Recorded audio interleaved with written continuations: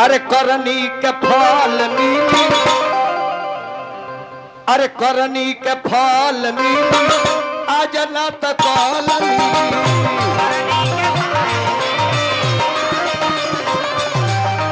करनी के फल मिली, आज ना तो कल।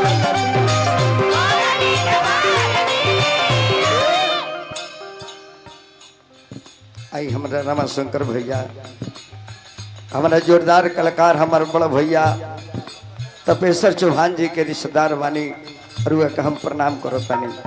पूरे चौहान समाज के प्रणाम। परमादनी हमार मास्टर साहब आशीर्वाद के रूप में पुरस्कार दिल बनी, मास्टर साहब के हार्दिक प्रणाम करता नहीं।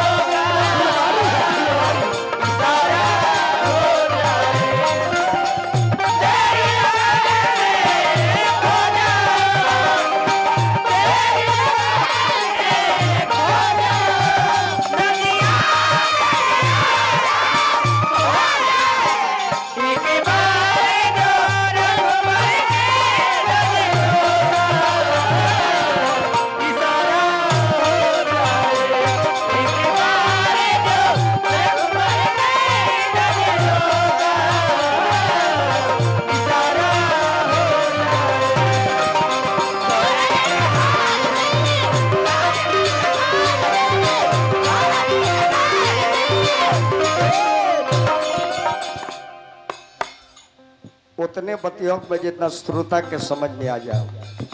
अभी परिवार का हमारा लक्ष्मी समाज, घर के सब लक्ष्मी की ओर से आशीर्वाद मिले, बहुत बहुत हार्दिक अभिनंदन बा। करनी के फल मिली आज ना तो कल मिली। रामाशंकर भाई बतिया कहिले सही, बतिया कहिले सही, बतिया कहिले सही, बतिया कहिले सही, बो बाबा जो बेल कही, बो बाबा जो बेल कही, बतिया कहिले सही, बो बाबा जो बेल कही, तब श्री फल मिली आज ना तो कल मिली।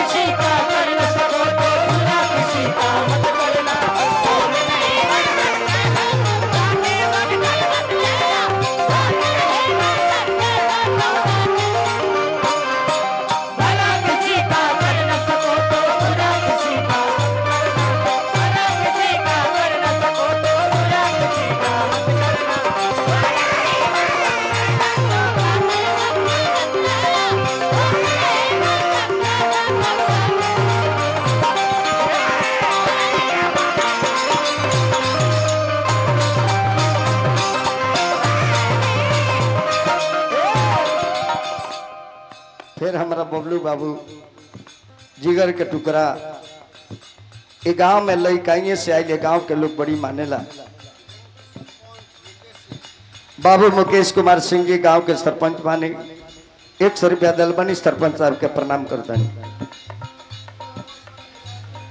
ना कौन बात है कि तो अपन परिवार बा, सबे अपना घरे के लोग बा।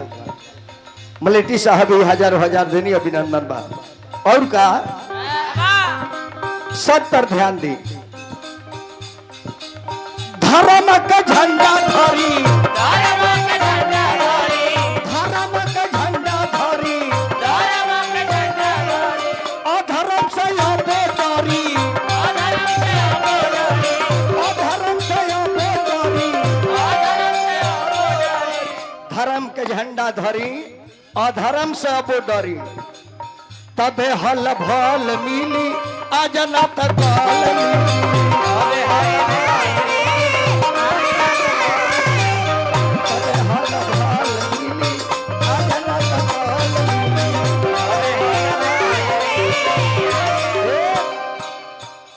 पिताजी के तरफ से पुरस्कार। हजारों हजार प्रणाम करता नहीं हम, पूरी दरबार के प्रणाम।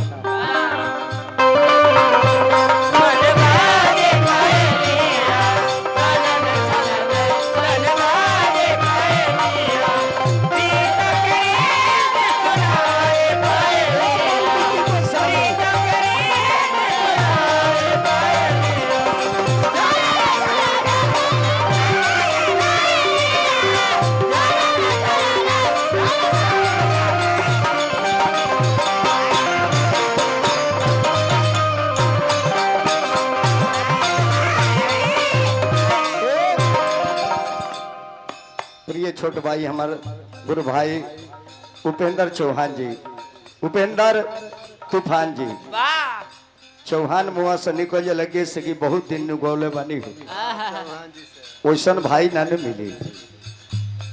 तूफान जी का अभिनंदन बा। प्रमादनीय हमारे शर्मा जी दोनों मंडली के डायरेक्टर बानी, पहले टी सीरीज में रहतनी अब गाँव रहतानी। पुरस्कार दिल बनी शर्मा जी हमार बना रही, निरोग रही, स्वस्थ रही, मस्त रही और राजा राम बबुआ के संगत जरूर निभाई रहे के बाद जब तक ले जीवन में होंगे रहे के बाद दिन कट गल तब का 99% निकल गए 1% रह गल बा। औसन माघ बच जाई अगला माघ ले इंतजार कर सके बबुआ। कहता बिजेंदर गाई, कहता बिजेंदर गाई, सोनू संग दिल लगाई। बड़ भैया मानिए रामाशंकर चौहान जी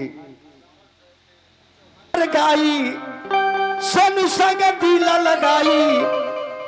अरे तब माहौल मिली आज ना तकाल मिली।